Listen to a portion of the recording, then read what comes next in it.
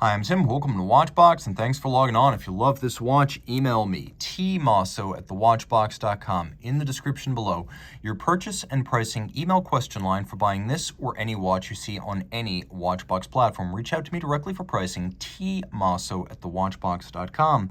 Today, we're discussing the Rolex Oyster Perpetual Cosmograph Daytona Motorsports-inspired sport chronograph. This is reference 116509 in white gold with black Tahitian Mother of Pearl dial.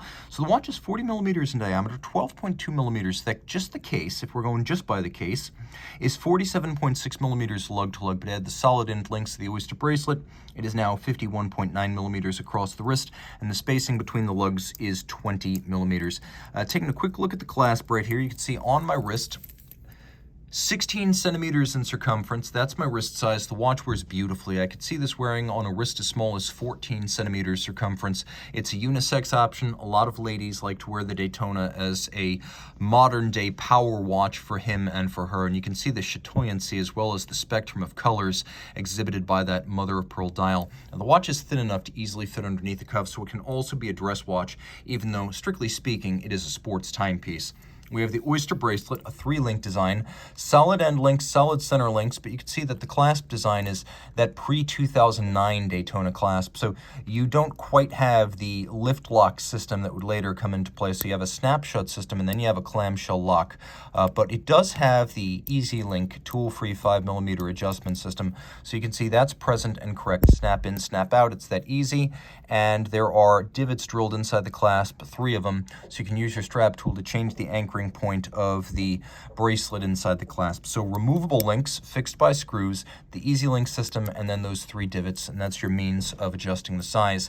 The watch is made by Rolex, which means gray gold, not conventional white gold. Rolex has its own foundry. It makes its own gold alloys. This is an 18-karat white alloy known in the industry as gray gold. It never needs to be rhodium plated. It's a little warmer in tone than rhodium plated white gold, and if you scratch it, there's just more material of the same color underneath, not a contrasting color. We have a trip lock crown, screw down pushers. The watch is 100 meters water resistant. We have a solid Oyster style case back. We have a trip lock crown in gold. We know that because we have 2 tiny flanking dots and a large center dot. We have a tachymeter that's beautifully intact. A lot of times, the first element to wear on these watches, the lacquer inside these tachymeters. This one has both a razor sharp bezel profile, lugs are good too, and all of the lacquer is still present. Of course, you can use the chronograph and the tachymeter to gauge the speed of an object like a race car over a kilometer.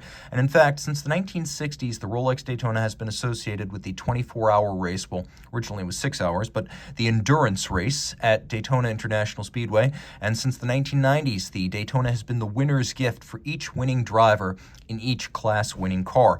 It is the most coveted trophy in motorsports. Now we have screw down chronograph pushers.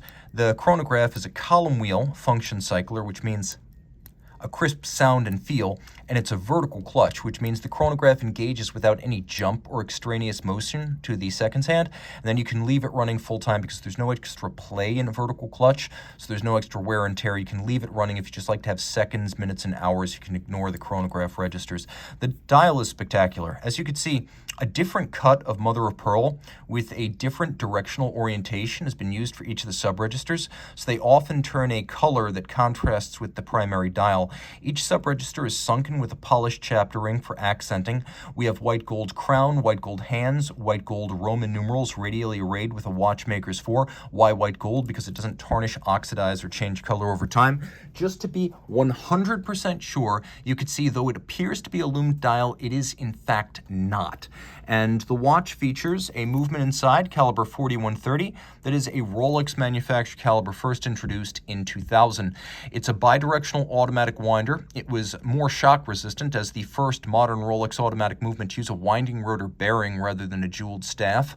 And that ball bearing rotor winds a 72-hour power reserve. The watch beats weight 8 beats per second. It has the column wheel vertical clutch chronograph. It has a stop second or hacking feature. It pivots on 44 jewels. It is a COSC certified Swiss chronometer adjusted in 5 positions. For durability, it has a free sprung balance and a full dual anchored balance bridge. And it has a handmade Breguet overcoil hairspring, so no matter what position it's in, the hairspring's mass is optimal, centered, as they call it.